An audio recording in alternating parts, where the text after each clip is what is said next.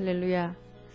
우리 찬양으로 하나님께 영광 돌리겠습니다. 나 무엇과도 주님을 바꾸지 않으리. 찬양드립니다.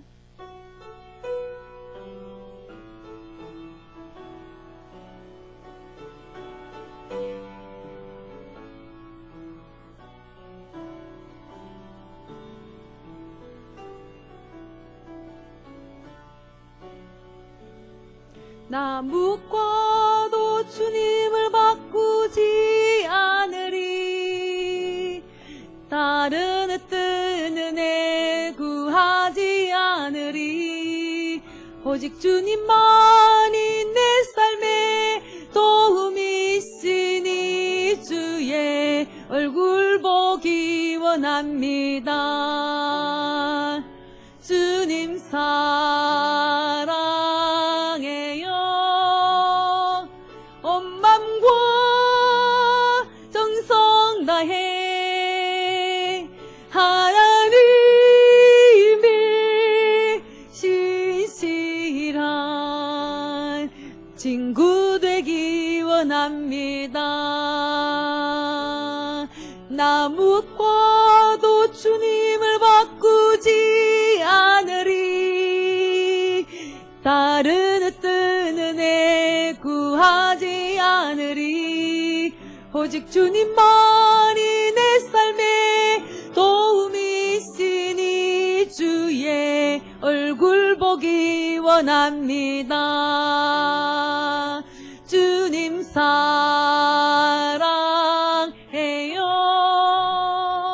온 맘과 정성 다해 하나님의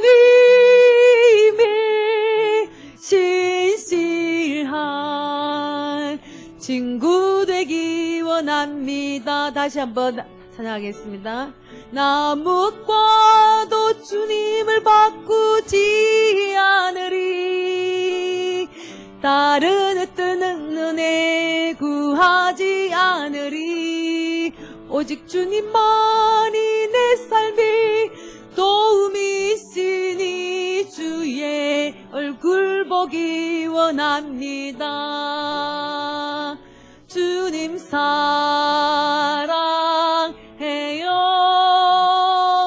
온 맘과 정성 다해 하나님의 신실한 친구 되기 원합니다. 주님 사랑해요. 주님 사랑해요. 온 맘과 정성 다해 하나님의 신실한 친구 되기 원합니다. 이곳에 생명샘 솟아나 눈물 꼴짝 지나갈 때에 모자나 열매 맺히고 웃음소리 넘쳐나리라.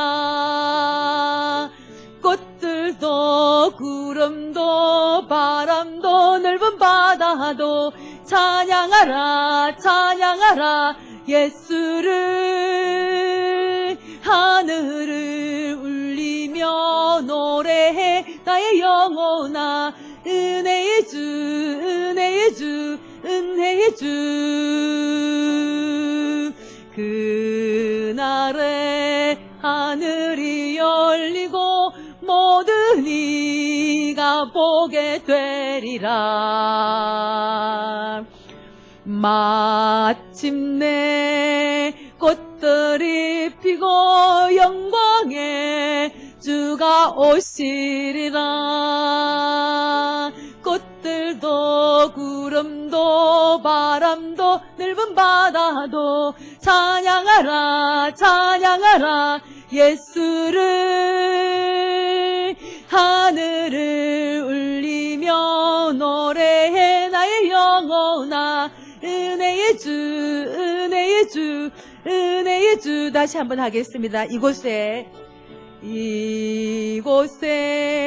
생명샘 솟아나 눈물 꼴짝 지나갈 때에 모자나 열매 맺히고 웃음소리 넘쳐나리라.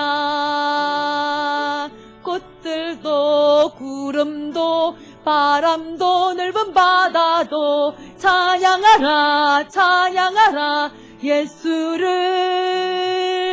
하늘을 울리며 노래해 나의 영혼아.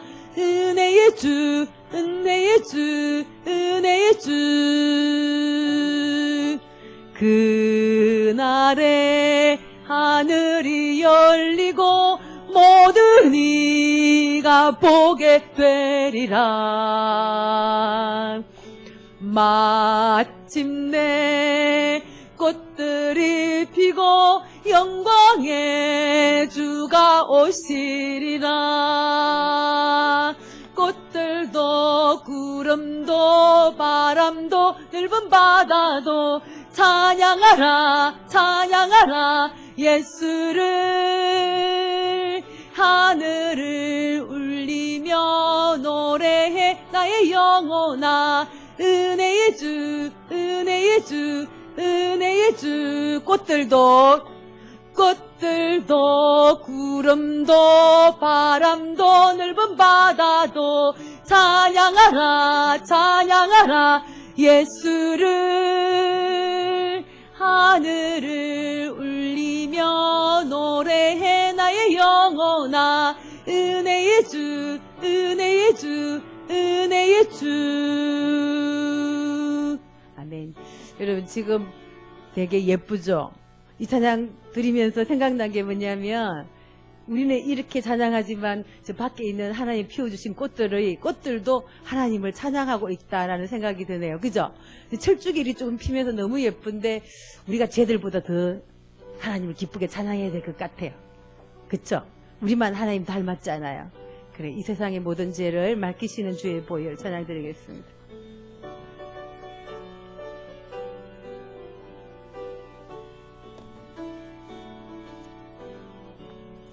이 세상의 모든 죄를 밝히시는 주의 보혈. 성자 예수 그 귀한 피 찬송하고 찬송하세. 주님 앞을 멀리 떠나 길을 잃고 헤맬 때에 나의 뒤를 따라오사 친히 구원하셨도다. 흰 눈보다도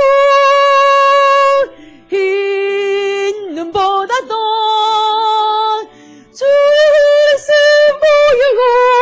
보혈로 희게 씻어 주옵소서. 가시관을 쓰셨으니 피로 얼굴 물드셨고 십자가에 모진 고통 나를 위해 당하셨네. 말로 용용할 수 없는 구세주의 구속하심 그 은혜와 그 신사랑 찬송하고 찬송하세. 흰 눈보다도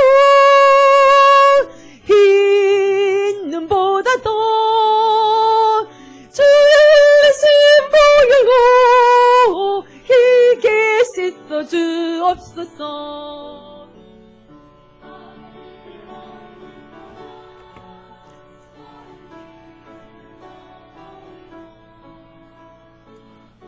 가지 제약으로 주홍같이 되었으니 물 같은 것 가지고는 씻을 수가 아주 없네. 보배 피로 날 정결케 하옵소서. 있는 보다도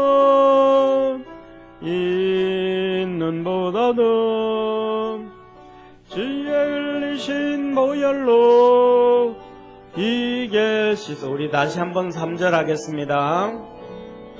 아버지를 멀리 떠나 길을 저버리고 여러 가지 죄악으로 주홍같이 되었으니 물 같은 것 가지고는 씻을 수가 아주 없네. 주여 귀한 보배 피로 날 정결케 하옵소서. 있는 보다도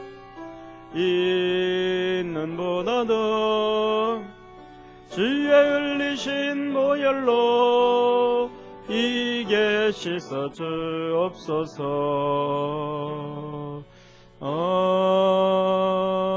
아멘. 우리 하나님 앞에 기도드리겠습니다. 전능하신 하나님 아버지, 오늘도 우리를 사랑해 주시고 또 이 대한민국을 사랑해 주시고 지금까지 지키시고 복을 베푸셨음에 감사와 영광을 하나님께 돌립니다. 오늘도 믿음 안에서 승리하는 우리 복된 성도들 되게 하옵시고 하나님 앞에 예배 드릴 때에 아버지 하나님 믿음 커져가게 하시고 보는 눈이 있게 하시고 듣는 귀가 있게 하셔서 주님께로 다른 박질 해나가도록 도와주옵시고 하나님의 거룩하신 은혜와 은총이 있게 하옵소서. 오늘 아버지 하나님 이 자리에 나오지 못한 모든 믿음의 성도들 붙잡아 주셔서 하나님의 은혜 안에서 승리하도록 축복하옵소서. 예수님의 이름으로 기도드립니다. 아멘. 우리 하나님 말씀 같이 보겠습니다. 야고보서 4장 7절부터 10절까지. 야고보서 4장 7절부터 10절까지 우리 한 절씩 교독하겠습니다. 그런즉 너희는 하나님께 순복할지어다. 마귀를 대적하라. 그리하면 너희를 피하리라. 하나님을 가까이 하라. 그리하면 너희를 가까이 하시리라. 죄인들아 손을 깨끗이 하라. 두 마음을 품은 자들아 마음을 성결케 하라. 슬퍼하며 애통하며 울지어다. 너희 웃음을 애통으로 너희 즐거움을 근심으로 바꿀지어다. 주 앞에서 낮추라. 그리하면 주께서 너희를 높이시리라. 아멘. 야고보서 4장 7절에서 10절에 있는 말씀, 은혜의 삶을 살자.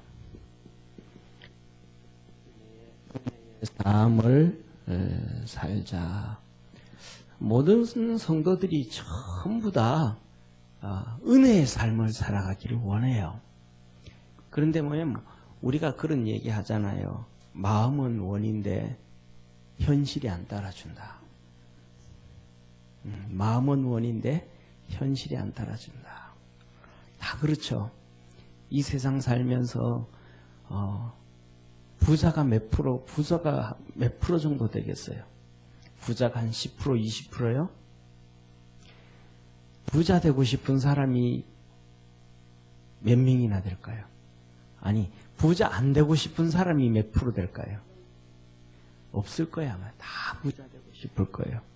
그런데 부자는 1, 20%, 1%, 10%밖에 안 될 거예요. 10%도 안 될 거예요. 아마. 다 원하는데 부자는 다 안 돼요. 거의 되는 사람은 몇 프로밖에 없어요. 또 학교 다니는 아이들이 공부를 하는데 공부로 성적이 안 좋기를 바라는 학생이 얼마나 될까요? 다 공부하면 성적이 다 잘 오기를 바라죠. 그런데 공부 잘하는 사람은 불과 한 5%밖에 안 돼요. 5% 되지만은 5% 안에 들어가는 사람들도 자기가 원하는데 다 못 가요. 세상을 살아가면서는 전부 다 원하는 것과 현실과는 달라요. 그러니까 성도들도 똑같이 전부 다 뭐 하기를 원하는데, 은혜의 삶을 살기를 원하는데 은혜의 삶을 못 살아요. 중요한 것은 뭐냐면 세상의 모든 것, 좀 전에 말씀드렸던 것처럼 부자가 되는 것. 두 번째, 성적이 좋은 것, 공부를 잘하는 것. 이거는 전부 다 누구 노력이에요?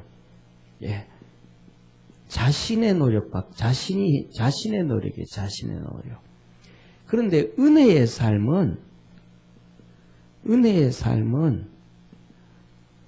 하나님이 도와주시는 거예요. 그러니까 하나님이 도와주시는데, 이 은혜의 삶이라는 것은 하나님이 도와주시는데, 여기에 우리 사람이 함께 해야 돼요. 사람이 함께 하지 아니하면 절대로 될 수 없어요. 오늘 새벽 예배 메시지를 다 이렇게 보냈는데 우리 성도들 중에서 받는 본 사람들이 있을지 없을지는 모르겠어요. 그런데 중요한 것은 뭐냐면, 자 보세요. 이렇게 여기가 바다예요. 여기에 이스라엘 백성들이 있어요. 그리고 여기에 애국 군대가 따라와요. 하나님이 그냥 홍해를 툭 갈라놓고 지나가라 그러지 않아요.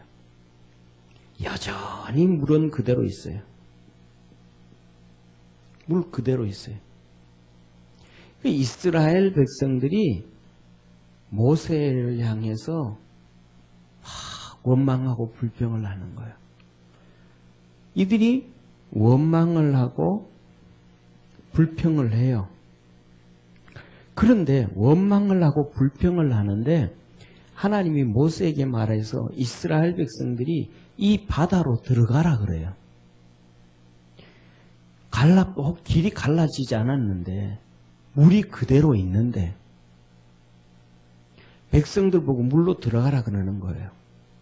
그러니까 이스라엘 백성들이 불평하고 원망하면서도 물속으로 들어가요. 그리고 모세 보고 너는 손을 내밀어서 바다가 갈라지게 하라는 거예요. 이스라엘 백성이 물속으로 들어가니까 동풍이 불어서 물이 갈라지는 거예요. 그리고 모세가 제일 뒤따라가면서 뒤따라오는 애국 군대를 향해서 손을 내미니까 바다가 이렇게 합쳐져 버리는 거예요. 뒤에는 물이 합쳐지고 앞에는 물벽이 또 있어서 이스라엘 백성이 다 나가는 거예요. 갈라놓고 들어가라 그런 것이 아니고 물속에 들어갈 때 하나님의 은혜가 임한 거예요. 우리는 뭐예요? 불평하고 원망하고는 순종해요, 안 해요? 순종을 안 해요. 그러니까 여기에 하나님의 역사가 없는 거예요. 우리가 살아가면서 이런저런 어려움이 있어서 불평을 하고 원망을 하기는 하지만은, 그죠? 불평을 하고 원망을 하긴 하지만 말씀에 순종해야만 그래도 은혜의 삶을 살아갈 수가 있다. 그런데 이스라엘 백성이 출애굽을 해서 광야에 있으면서 이스라엘 백성들이 끝까지 원망과 불평을 해요. 그래서 가나안 정탐을 했는데 또 불평해요. 죽었다 그래요. 그런데 두 가지가 있어요. 가나안 정탐했는데 두 가지가 있어요. 하나는 12명 중에 10명은 우리는 그들의 밥이라 그래요. 우리는 그들은 메뚜기라 그래요. 그들은 장대라 그래요.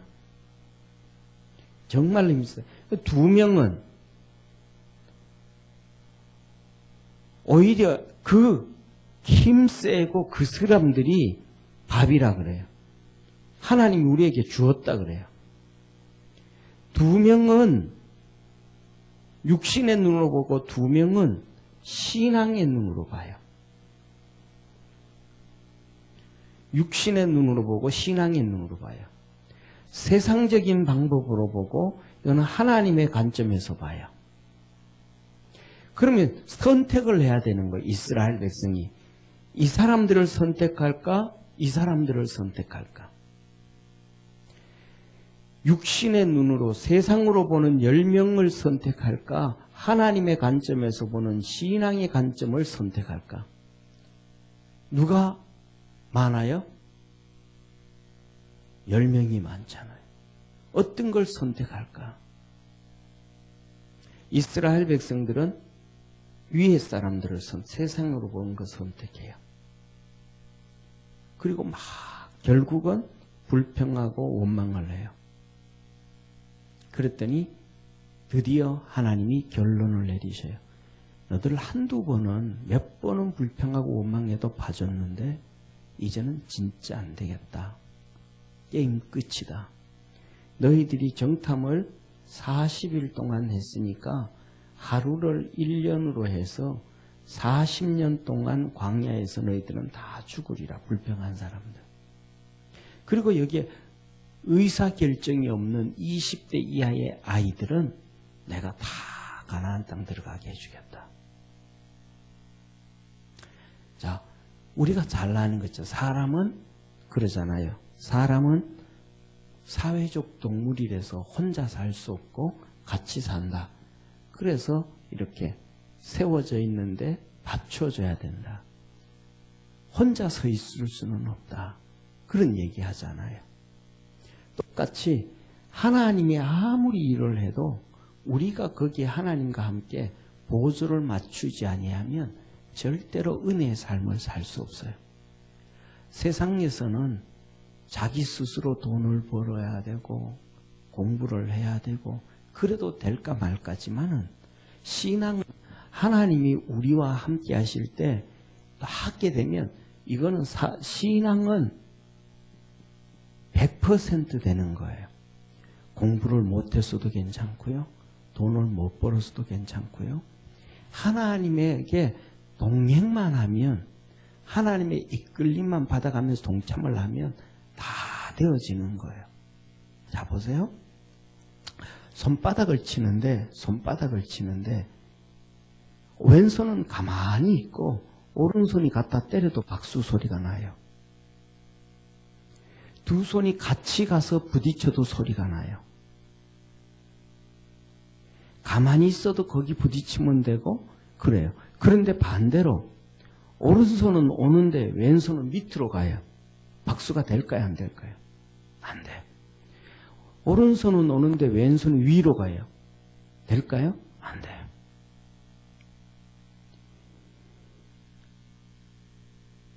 이 오른손이 하나님이라고 하면 왼손은 우리 인간과도 같대요. 하나님이 오는 방향으로 하나님이 원하는 방향으로 가야 하나님의 은혜를 입게 되어져요. 하나님은 하나님의 방향으로 오는데 나는 내 방향으로 가요. 그리고 어떤 데는 밑으로 가요. 어떤 데는 하나님의 방향이 이렇게 오는데 나는 반대로 가요. 그러니까 그렇게 살아가면 뭐가 안 된다? 은혜의 삶을 절대로 살 수가 없다. 이게 하나님의 방법이에요. 자, 그러면 하나님께서 은혜의 삶을 은혜를 어떤 사람에게 주는가 하면 이렇게 말씀하셨어요. 지난주에는 교만한 자에게는 물리치시고 물리치신다 이런 건 버린다 이 말이에요. 버린다. 겸손한 자에게는 은혜를 베푸신다 그랬어요. 어떤 사람에게요? 겸손한 사람에게. 그럼 겸손한 사람이 어떤 사람인가? 지난번에 말씀드렸잖아요. 겸손한 사람은 얘하고 고개를 많이 숙이는 사람도 아니고 하나님의 방향에 있는 사람이에요. 그러니까 이 겸손이라는 단어가 우리가 가지고 있는 우리가 사용하는 의미의 겸손의 개념과 성경에서 말씀하시는 겸손의 개념과는 개념이 달라요. 자, 보세요. 예를 들면 어떤 정말로 존경받고 훌륭한 분이 나는 겸손하다 그러면 그분이 겸손하다고 사람들이 생각해요? 교만하다 그래요? 겸손하다고 겸손한 줄 알았더니 저 사람 지금까지 첫째 겸손을 가장했구만. 그 다음에 좀 두 번째로는 그전에는 겸손했는데 좀 인기 없고 잘 나가더니 교만해졌구만. 이렇게 얘기를 하는 거예요. 이게 이렇게 생각하는 게 뭐예요? 우리 한국 사람이 가지고 있는 유교적 겸손이에요. 이해가 되시죠? 유교적 겸손이에요. 그런데 예수님은 그런데 좀 전에 그 사람이 나이 70이 되고 80이 되어서 이제 그 위치에 있음에도 불구하고 그렇게 했을 때 이제 교만해서 이제 나이가 들더니 이제 분별력이 떨어졌어. 이런 얘기 한단 말이에요. 그런데 예수님은 나이가 33살이에요. 32, 30, 30살이에요. 지금 요새 30살이면 나이가 많을까요? 적을까요? 없죠. 젊죠.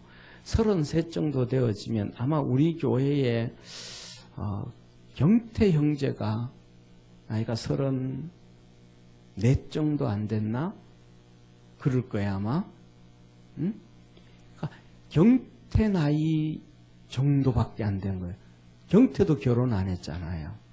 예수님도 그때 결혼 안 하셨어요.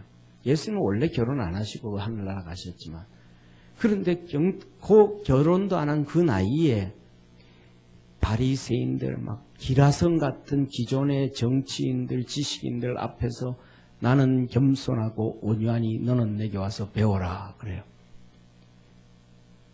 그러니까 그 세상에 막 대학 교수들부터 시작해서 쫙 있는 사람들 앞에서 예를 들면 경태 형제가 그런 얘기를 하는 거예요. 우리나라 같으면 인식이 될까요? 안 될까요? 안 되죠. 저거 완전히 또라이 아니구나. 이런단 말이에요. 그런데 유대인들은 그걸 인정해줘요. 거기에 대해서 아무도 어느 누구도 뭐라 그러지 않아요. 어느 누구도 토달지 않아요. 우리는 하나님의 아들이니까 독생자니까 구세주니까 우리는 일단 그렇게 하고 넘어가잖아요. 그들은 그들은 예수님이 독생자라고 인정 안 했어요. 예수님이 하나님의 아들로도 인정 안 했어요. 구세주로도 인정 안 했어요. 그냥 목수의 아들로, 그리고 랍비로, 선생으로, 선생에도 이렇게 수준이 있는데 그냥 중간쯤 되는 선생으로 인정을 해줬어요. 그럼에도 불구하고 예수님이 그 말씀하실 때 아무도 토 안 달았어요. 그런데 예수님이 나는 하나님 아버지의 아들이다. 아버지와 내가 하나이니라. 이때 이들이 막 물고 늘어지는 거예요. 네가 뭔 소리 하는 거냐? 네가 이 나쁜 놈아. 그리고 더 나아가서는 그래요. 뭐라 그러냐면 예수님이 내가 사도 예수님이 다윗을 놓고 얘기해. 다윗이 나를 보고 주라 그랬다. 이 말씀을 하는. 그러니까 막 손가락질하는 거예요. 네가 나이가 이제 30살밖에 안 되는데 우리 다윗이 언제 다윗인데 1000년 전에 다윗인데 네 보고 그러냐. 막 뭐라 그래요. 그때 예수님이 한마디 하셔요. 너 조상 아브라함이 내 때를 보고 기뻐하고 즐거워하였느니라. 가만히 있어요. 우리가 생각하는 거하고 겸손이라는 단어가 전혀 다르다는 거예요. 다르다는 거. 그러면 겸손이 뭐냐? 오늘 첫 번째 뭐냐면 이렇게 말씀해요. 7절에 7절에 하나님께 뭐 해라? 순복할지어다. 첫째, 겸손이란 하나님께 순복하는 거예요. 순종하는 것과 복종하는 걸 순복이라 그래요. 하나님 앞에 순수하게 순종하든지 기쁨으로 예하고 따라가든지, 두 번째로는 내하고 뜻이 다른데도 그냥 복종하는 것인지. 복종은 내하고 달라도 가는 거잖아요. 내가 원치 않아도 하라 그러니까 예하는 거예요. 예. 순종은 그 말씀에 내가 자원해서 예하는 거고, 복종은 내 생각과 내 뜻과 달라서 하기 싫은데 그래도 예 그러는 거예요. 예. 그게 이게 하나님 앞에 순복하는 게 뭐다? 겸손이다. 그러니까 우리는 이 삶을 안 살아가는 거예요. 그러니까 은혜의 삶을 못 사는 거예요. 아까 여기 얘기했잖아요. 홍해가 갈라지기 전에 이스라엘 백성들은 뒤에 애국 군대가 오니까 원망하고 불평을 해요. 그런데 모세가 들어가라 그러니까 원망하고 불평하면서도 뭐예요? 들어가요. 순종을 해요. 이게 뭐예요? 복종이라 이 말이에요. 복종이라. 불평하고 원망했지만 그렇게 갔다. 그랬더니 홍해가 갈라지는 거예요. 그들이 은혜의 삶을 사는 거예요. 할렐루야. 이게 은혜의 삶을 산 거예요. 그러면 우리 사랑하는 성도님, 여러분들은 이렇게 하나님 앞에서 순복해요? 가만히 따지고 보면 하나님이 무슨 말씀을 했을 때 내가 순종을 하고 복종을 했지? 한번 물어보면 하나님이 여러분의 우리 성도들에게 말씀하신 것에 순종하고 복종한 게 어떤 게 있어요? 예? 어떤 게 있어요? 하나님이 순종하고 복종한 걸 얘기하는 게 아니고 첫 번째로는 하나님이 말씀을 하셔야 거기에 대해서 순종을 하든 복종을 하든 불순종을 하든 할 거 아니에요. 그러니까 하나님이 하신 말씀이 어떤 게 있냐고요. 성도들한테 물어보면 내가 신앙생활 50년 했는데 하나님이 내게 말씀하신 게 하나도 없는 것 같아요. 왜? 하나님이 직접 말씀해 주기를 원하시니까. 그런데 하나님은 수도 없이 여러 번 말씀을 드렸던 것처럼 직접 성도들에게 말씀 안 하셔요. 하나님은 주의 종을 통해서 말씀을 하시는 거예요. 이해가 되시죠? 그래서 주님이 양과 염소를 구분하면서 하신 말씀이 너희가 내게 아무것도 하지 아니했느니라. 염소 보고 내게 아무것도 하지 아니했느니라. 내가 감옥에 갇혔을 때 찾아보지도 않았고 배고플 때에 먹을 것도 주지도 않았고 목마를 때 마실 것도 주지 않았느니라. 그랬단 말이에요. 그랬더니 이 염소들이 가만히 생각하니까 주님이 언제 그랬는지를 몰라. 주님이 언제 그렇게 배고프셨고 감옥에 갇히셨고 힘들었고 어려웠는지를 모르는 거예요. 그러니까 뭐라 그러겠어요? 이들이 주님 언제 주님이 그렇게 하셨어요? 언제 그러셨습니까? 주님이 언제 배고팠습니까? 주님이 언제 목말랐습니까? 주님이 언제 감옥에 들어가셨습니까? 주님이 언제 외롭게 힘들게 있었습니까? 그랬더니 주님 뭐라 그래요? 여기 있는 주님과 함께 앉아서 12보좌에 앉아서 심판하는 주의 제자들, 주의 종들, 이들에게 하지 않은 것이 내게 하지 아니한 것이니라. 이들에게 한 것이 내게 한 것이니라. 이들이 한 얘기가 내가 한 얘기니라. 이 말씀이에요. 이해가 되시죠? 그죠? 그러니까 우리는 뭐냐 하면 하나님의 말씀을 잘 들어봐야 돼요. 그래서 내가 이런 것들은 이렇게 바꿔야 되겠구나. 이런 것들은 이렇게 바꿔야 되겠구나. 이런 건 이렇게 바꿔야 되겠구나.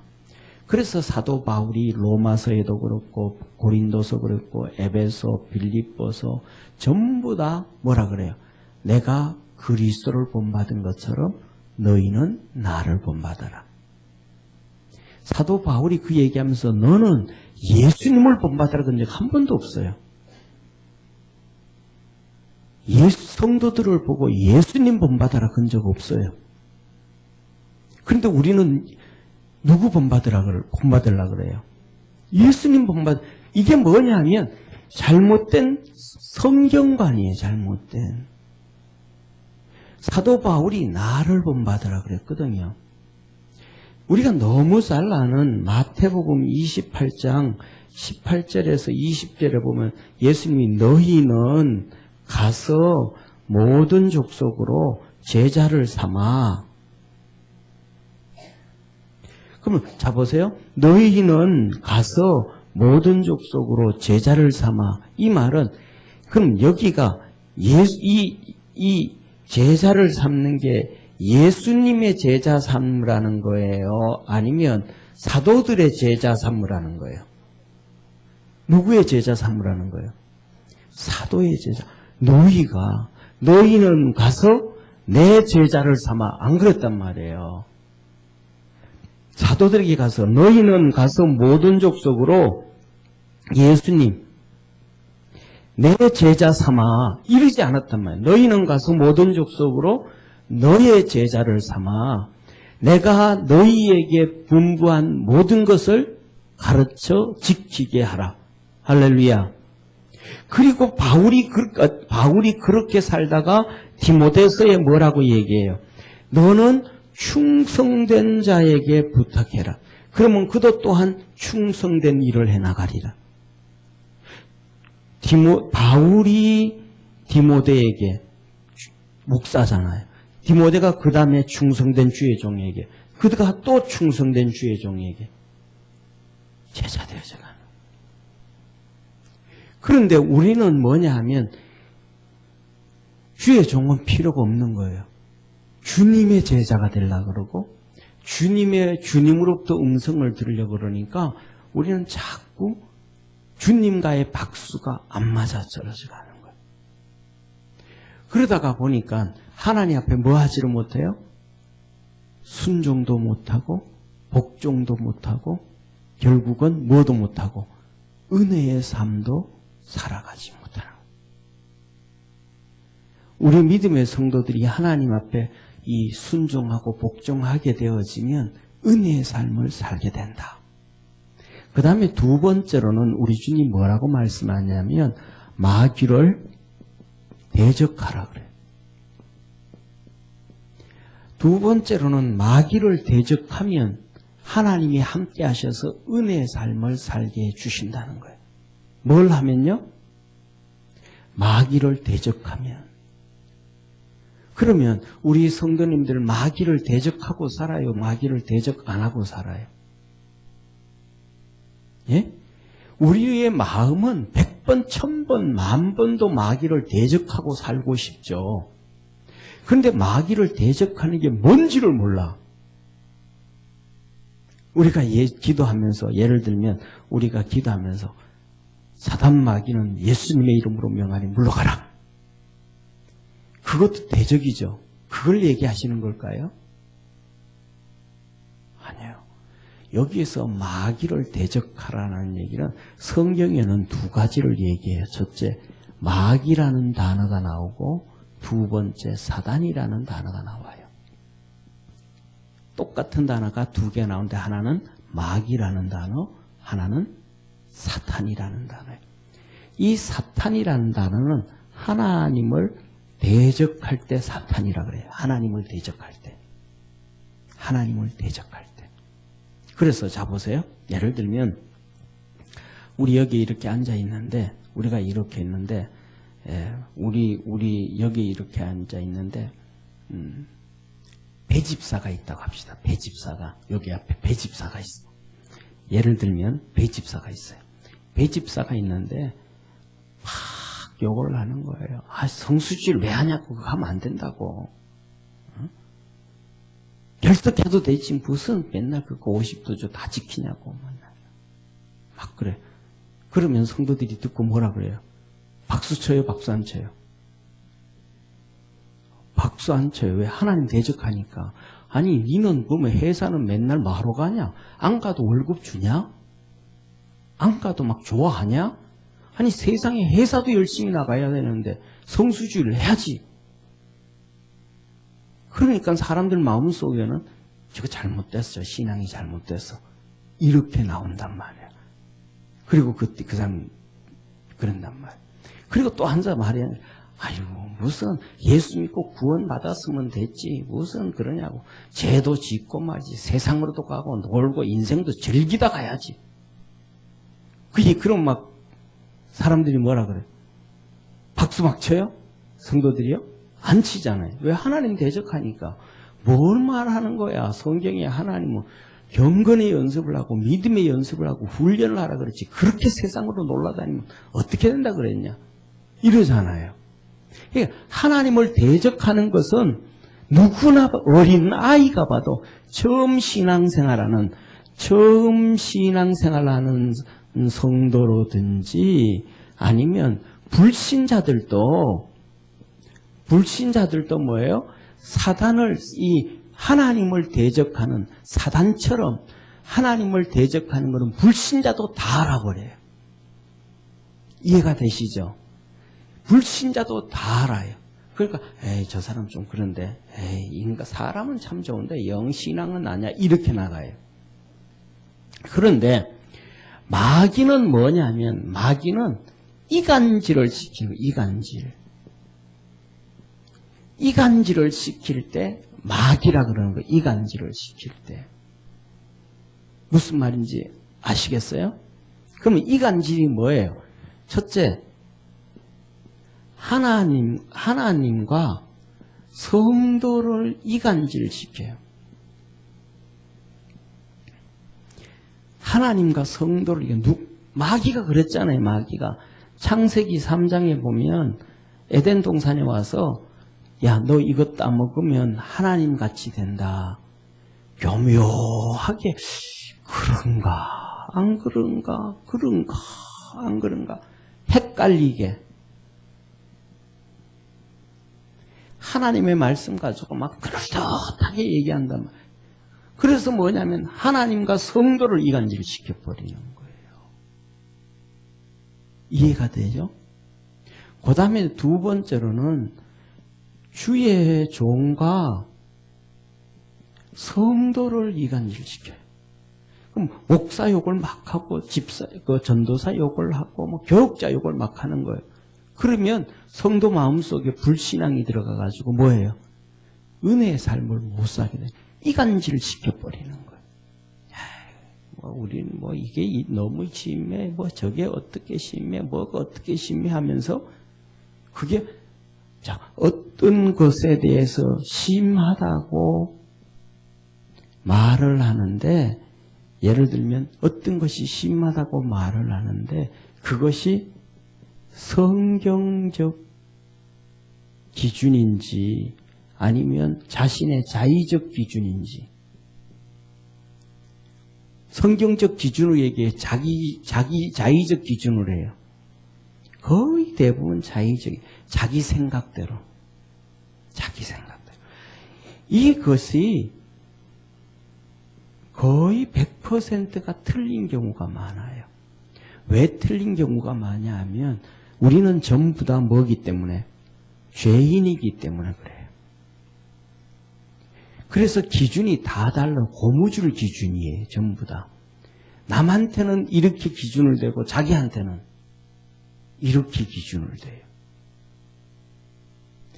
남한테는 그래요. 예를 들면 장로한테는 주일날도 안 나오면서 그래놓고 자기가 주일날 안 나왔을 때는 이유가 다 있어. 그럼 본인에게 이유가 있으면 장로님은 이유가 있을까요? 없을까요? 자기에게 이유가 있으면 장로님은 더 큰 이유가 있겠죠. 이해가 되시죠? 그런데 그거 인정 안 해. 장로는 그래도 나와야지. 장로는 그래도 나와야지. 안수 집사는 그래도 나와야지. 그래요. 근데 본인이 장로가 됐어. 나올까요? 안 나올까요? 안 나와요. 왜? 훈련이 안 됐으니까. 그러니까 그것을 보면서 장로가 저런 일이 있어서 안 나왔네. 그러면 뭐라 그래? 나는 저때 대해서는 저러면 안 해야지. 그러니까 남을 비난하는 사람은 절대로 자기를 성숙시키지 않아요. 나는 저럴 때 저렇게 하지 말아야지 결단해야 된단 말이에요. 그러니까 전부 다 대부분 자의적인 해석이 자의적. 남은 아주 엄격하게 얘기하고 자기는 그냥 너무너무 쉽게 편하게 생각해버리는 이런 결과를. 그래서 뭐냐면 자꾸 이간질을 시켜요. 그러니까 사단은 하나님을 대적하는 것이니까 이거는 드러나버리니까. 그러니까 마귀를 대적하라. 그리하면 너희를 피하리라. 그러니까 이간질 시키는 사람들 보면 그냥 가만히 놔두면 안 된다라는 거예요. 한마디로 말하면. 이간질 시키는 사람이 있으면 그거 얘기하지 말라고. 예를 들면 그 얘기를 할 때 하나님이 기뻐하겠냐. 그 얘기를 할 때 당신 믿음이 커져가겠냐. 그 얘기를 할 때 다른 사람이 구원받겠냐. 더 나아가서 그 얘기를 할 때 안 믿는 사람이 예를 들면 이제는 은퇴를 다 하셨으니까 예를 들면 은퇴를 다 하셨으니까 조윤기 목사님을 욕한다 그래 봅시다. 조윤기 목사님 욕하면 안 믿는 사람이 그것 듣고 여의도 순복음교회 조윤기 목사님한테 교회 가겠냐?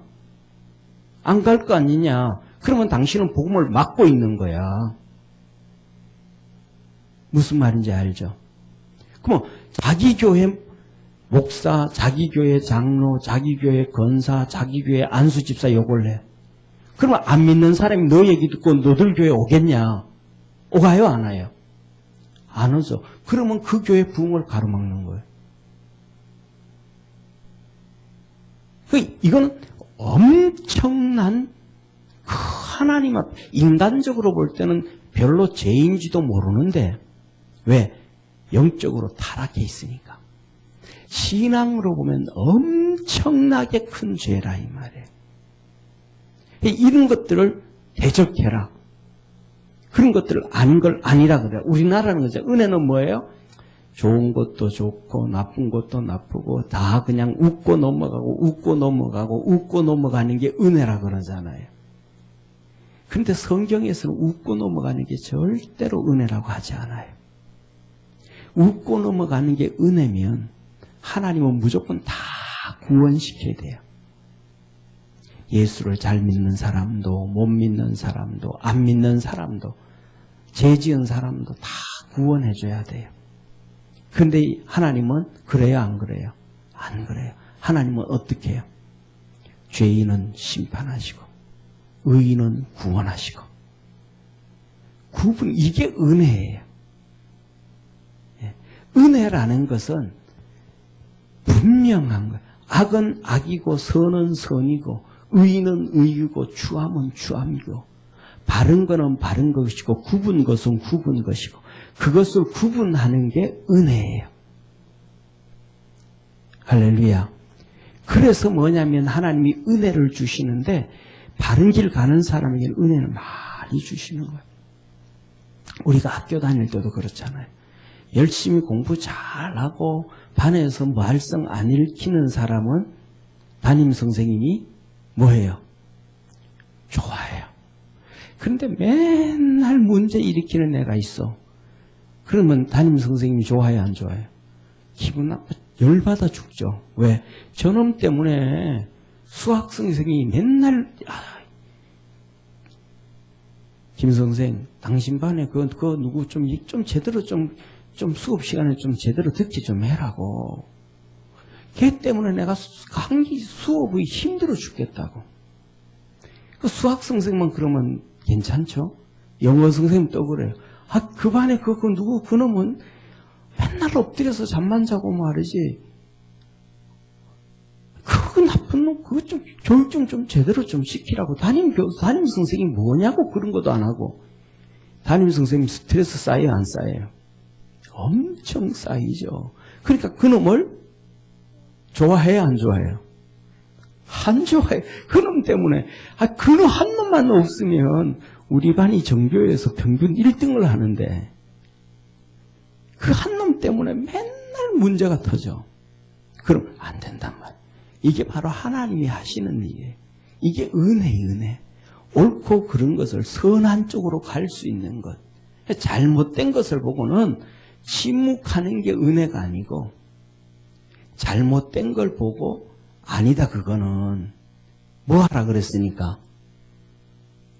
대적하라 그래. 그거 아니다. 너 성경 말씀도 아닌데 제대로 알지도 못하면서 그렇게 함부로 떠들고 말이지. 하나님과 성도들 사이를 갈라서 성도들이 하나님께 나가지도 안 하게 하고 예배 드리러 가게 하지도 안 하고 불신자들이 예수 믿지도 못하게 하는 그런 나쁜 얘기를 하면 되겠냐고. 응? 하다 못해가지고 다른 사람이 네 아들한테 공부도 안 하게 하고 집에도 안 들어가게 하고 격길 가도록 만들면 지옥 가도록 격길 가도록 만들면 너는 네 아들 그렇게 만드는 그 사람이 좋냐고. 그렇게 죄짓지 말라고. 그렇게 대적할 때에 하나님이 그 사람에게 은혜를 베푸신다. 좋은 게 좋은 게 아니고 잘못된 것은 잘못됐다고 틀린 것은 틀렸다고 그 기준이 뭐가 돼야 돼요? 기준이 성경이 돼야 돼요. 그 기준이 신앙이 돼야 돼요. 이 기준을 가지고 잘한 것은 잘했다, 못한 것은 못했다고 그렇게 하는 자에게 하나님께서 은혜를 베풀어 주시는 거예요. 할렐루야. 그러니까 이렇게 잘못된 이 마귀짓하고 이간짓하고 있는 사람들이 잡아요. 예를 들면 얘기하는데 그 얘기를 하는데 우리 예를 들면 길춘임 집사님 얘기 한번 해봅시다. 길춘임 집사님이 그 사람 보고 맨날 그 얘기하면 그 잘못되는 걸 왜 얘기하냐고 틀린 거 왜 자꾸 얘기하냐고 이렇게 대적을 해서 자꾸 뭐라고 내렸어. 누구를 A라는 사람을 얘기를 했다 그래요. 그런데 이 사람하고 막 주위에 여러 명이 또 있어. 막 하다가 길 집사님이 여기 턱 나타났어. 이 사람 얘기할까요 안 할까요? 야 하지 말자 길 집사 온다. 그 얘기했다가는 또 우리 박살난다.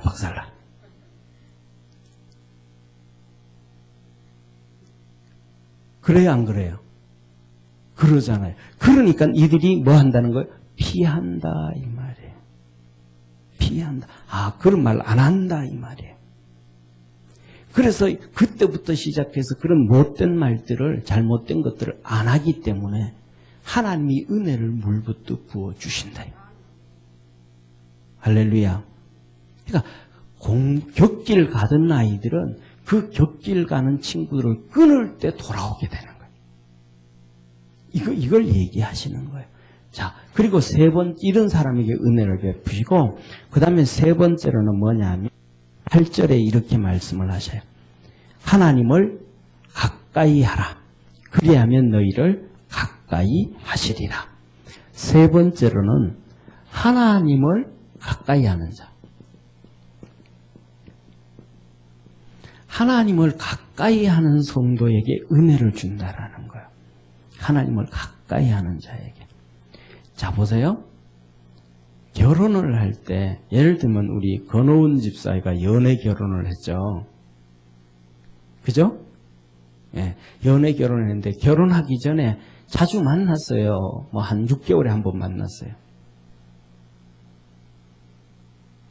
자주 만났죠. 그런 거예요. 자주 만나니까 뭐 한 거예요? 자주 만나니까 사랑하게 되어지고 정이 들어져 가고 그 사람과 더 가까이 하고 싶은 거예요. 그런데 우리나라 속담에 이런 얘기 있잖아요. 몸이 떨어지면 마음도 멀어진다. 그 똑같은 현실이거든요. 그러니까 아무리 좋은 사람도 우리나라에서 보면 정말로 뭐냐면 뭐 이런저런 많은 얘기들이 있는데 이 정말로 연애하면서 너무너무 사랑했고 결혼해가지고도 너무너무 사랑했는데 아이들 교육을 위해서 아이들 데리고 부부가 떨어져 있었어. 미워하지 않았는데, 싫어하지 않았는데, 너무 좋아했었는데, 그런데 나중에는 그 사람들이 이혼하는 경우가 많아요. 그리고 정말 사랑하고 그랬었는데, 너무 오래 떨어져 있다 보니까, 부부로는 사는데 같은 방 쓰기가 이제는 불편해져 버린 거예요. 뭐 했으니까? 오랫동안 떨어져 있으니까. 똑같이 우리 성도는 하나님과 성도는 가까이에 있어야 됩니다. 가까이. 성도와 하나님은 뭐 해야 된다? 가까이 해야 된다. 가까이. 그러니까 매주일 새벽 예배, 수요 예배, 금요 예배, 그 다음에 구역 예배, 수시로 성경 보고 혼자 기도하고 이 삶을 열심히 해야 된다 이 말이에요. 이걸 가까이 하는 거래. 가까이 하는 거래. 힘들어도 막 그렇게 하고 어떤 데는 그래. 진짜 힘들어 죽겠다. 피곤해 죽겠다 그래. 그리고 수요일날 나와. 뭐 하고 싶은데? 쉬고 싶은데. 그래 와가지고 교회 와가지고 뭐 하고 가요? 그건 졸고 가. 그래도 좋아. 어떤 데는 그래. 새벽에 일어나기가 너무 힘든 거예요. 진짜 누워 잤으면 좋겠다 그래. 그런데 와가지고 새벽 예배 드릴 때 정신없이 졸아. 그리고 예배 마치고 기도하는데 주님 부르기도 전에 잠들어 버렸어. 그러다가 한잠 푹 자고 가. 그래도 좋은 거야. 왜? 우리의 영은 깨어 있으니까. 아멘? 우리 영은 깨어 있으니까. 우리가 이렇게 지내가면서 자 보세요. 우리 맹집사님 양수가 군대 갔다 왔잖아요. 군대 갔을 때 그냥 잊어버렸어요. 항상 마음속에 생각하고 있어요. 예. 그런데 전화 한 번이라도 하면 어떻게 해요? 되게 기분 좋죠. 그죠? 그러니까 전화해도 그냥 할 말도 없는데 끊으면 아쉬워요? 안 아쉬워요? 아쉬워. 할 말도 없어. 그냥 그래도 할 말도 없는데도 그냥 전화기 잡고 있다가 둘 다 아무 말도 안 해. 그러다가 엄마, 양수야, 그것만 해도 뭐 한 거예요? 그럼 좋은 거야. 왜? 엄마와 아들이니까. 이게 신앙에서도 하나님과 우리와의 관계가 똑같은 거예요. 그런데 우리는 사람들이 살아가면서 어느 순간 사무적으로 살아가요. 사무적으로. 그래가지고 뭔가는 해야 돼. 뭔가는 해야 돼. 예를 들면 회사에 가면 뭔가 해야 돼요? 안 해야 돼요? 해야 돼요. 가만히 있으면요. 가만히 있으면 혼나는 거고 너 왜 뭐도 안 하고 가만히 있어? 야, 왜? 사무적이니까. 가서 일해야 되니까. 이게 삶에 익숙하다 보니까 하나님 앞에 와서도 뭔가를 움직여야 돼. 뭔가는 해야 돼. 그런데 집에서 그래요? 안 그래요? 안 그래. 집에서는 그냥 누워있기도 하고 뭐 뒹굴기도 하고 발톱도 깎고 놀기도 하고 그러잖아요. 그죠? 근데도 집에서 누가 뭐라 그래요? 안 그래요? 안 그래요. 그냥 쉬어라. 또 하나님과의 관계가 너무 사무적인 것에 익숙해져 있으면 안 된다라는. 그냥 지나가다가도 주님 나왔어요. 하고 그냥 교회에서 놀다가 가는 거예요. 예. 이런 주님과 이런 예배와 말씀과 기도도 하지만은 주님과 가까이 하는 시간. 그래서 이게 가까이 안 하면 그냥 서먹서먹해. 그냥 지나가면서도 들렸다가 이렇게 해야 서먹서먹하지가 않아. 그래서 뭐냐면 예를 들면 그렇잖아요. 오랜만에 만나서 그런데 사람을 길거리에서 가다가 오랜만에 만나서 상대방은 너무 반가워가지고 막 맹집사님 그러는데 맹집사님은 너무 오랜만에 만나고 갑자기 서먹서먹해져. 저 사람 왜 저렇게 나를 좋아하는 척할까? 그러잖아요, 그죠? 왜? 너무 오래 떨어져 있어요. 그런데 그냥 오고 가면서 맨날 만나. 찬물 먹으면서도 만나고, 뭐 일하면서도 만나고, 저러면서도 만나고. 그러면 저쪽에서 맹집사님 그러면 이쪽에서도 와 이러잖아요. 무슨 사무적인 것, 일이 있어야만이 되고, 뭐 얘기를 해야 되는 얘기가 있어야 되고, 뭐 다른 어떤 뭐 물어볼 게 있어야 되고, 뭐 해야 될 게 있어서 사람을 만나는 게 아니고 그냥 만나는 것처럼 하나님 앞에서도 그냥 이것만 하지만 그냥 만나는 거예요. 그래서 하나님을 가까이 하면 하나님께서 가까이 해주신다. 가까이 하신다. 그래서 그냥 하나님 앞에서 그냥 비비적대는 거예요, 그냥. 그냥 가까이 하나님 앞에서. 그리고 그 다음에 우리 하나님은 이렇게 하면서 네 번째로는 우리 보고 죄인이라 그래요. 죄인들아. 죄인들아 하시면서 은혜를 받는 사람들이 어떻게 은혜를 받아야 될 것인가. 이런 것들은 우리가 이제 기본적인 성도들로서 살아가야 되고, 이제는 죄인으로서, 위에는 뭘로요? 성도로서 하나님, 성도로서 하나님의 성도로서. 성도로서는 첫째 뭐 해야 돼요? 성도로서 첫째 하나님 앞에서 순종해라, 순복해라. 성도로서 하나님 앞에 순종해라. 하나님 앞에 순복하고 복종하고. 성도로서 그 다음에는 마귀를 대적하고 이간질하는, 마귀를 대적하는 것 좀 전에 그랬잖아요. 이렇게 순복하는 것이, 하나님한테 순복하는 것은 주의 종의 말을 듣고 말씀을 듣고 그게 순종하는 게 순종이잖아요. 마귀를 대적하는 것도 보이지 않는 마귀가 아니고, 마귀가 사람 속에 들어가서 그 사람을 이간질시키듯이 그 사람을 대적하는 거예요. 이해가 되죠? 아까 말씀드렸잖아요. 그죠? 그리고 세 번째로는 뭐예요? 하나님의 성도로서 하나님을 가까이 하는 거예요. 가까이. 자꾸 가까이 하는 거예요. 가까이 그렇게 성도하고. 그 다음에 이제는 은혜를 받을 때는 우리 죄인으로서, 우리는 그렇게 하나님의 자녀이지만은 또 뭐다? 죄인이다, 죄인. 죄인이다. 그래서 여기 죄인에 대해, 그래서 이제 하나님의 자녀로서, 이제는 죄인으로서 어떻게 할 때 은혜를 베풀어 주시는가. 네, 그거는 우리 다음 주 시간에 다시 이어서 같이 한번 말씀 보도록 하겠습니다. 우리 기도드리겠습니다.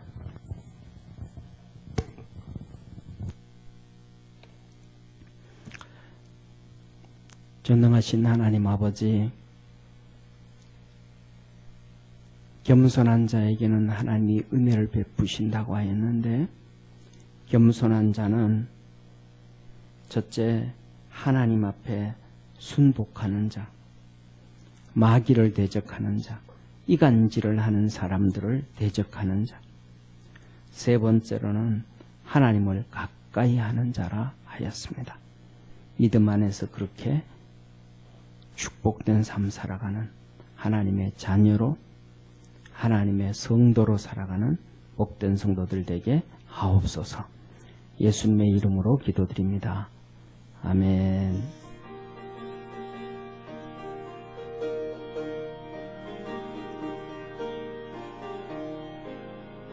어두운 제약길에서 목자 없는 양같이 모든 사람 길 찾아 헤맨다. 자비하신 하나님 독생자를 보내서 지금 너를 부르니 오시오. 이때로 주의 긍휼 받을 때가 이때라. 지금 주께 나와 겸손하게 절하라. 구원함을 얻으리. 험한 십자가 위에 달려 돌아가신 주 다시 살아나셨네 기쁘다. 죄인 구원하실 때 어서 주께 나와 그 신 은혜 구하라. 이때로 주의 긍휼 받을 때가 이때라. 지금 주께 나와 겸손하게 절하라. 구원함을 얻으리. 주의 귀한 말씀에 영원 생명이 있나니 주님 너를 용서해 주신다. 주가 부르실 때에 힘과 정성 다하여 주의 은혜 받으라. 이때로 주의 긍휼 받을 때가 이때라. 지금 주께 나와 겸손하게 절하라. 구원함을 얻으리. 세월 빨리 흐르고 세상 친구 가는데 너의 영혼 오늘 밤 떠나도 주의 구원 받으면 천국에서 영원히 주와 함께 살리라. 이때로 주의 긍휼 받을 때가 이때라. 지금 주께 나와 겸손하게 절하라. 구원함을 얻으리.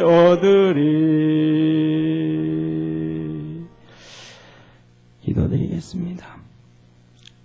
전능하신 하나님 아버지, 우리를 사랑하시되 한없이 사랑하시는 참 좋으신 하나님 아버지, 은혜 베푸시기를 기뻐하시고 즐거워하시고 좋아하시는 하나님 아버지, 우리 사랑하는 모든 성도들에게 은혜를 베푸시되 넘치는 은혜를 물붓듯 부어 주옵소서.